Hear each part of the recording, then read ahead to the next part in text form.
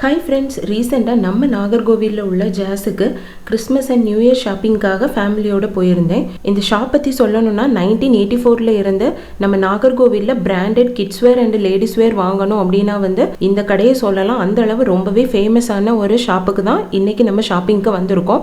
இங்கே உள்ள கலெக்ஷன்ஸ் பற்றி சொல்லவே வேண்டாம், ரொம்பவே சூப்பராக அடிப்பொலியாக இருக்கும். அதுவும் ஸ்பெஷலாக பார்ட்டி வியர்னு வரும்போது அவ்வளோ சூப்பராக இருக்கும்.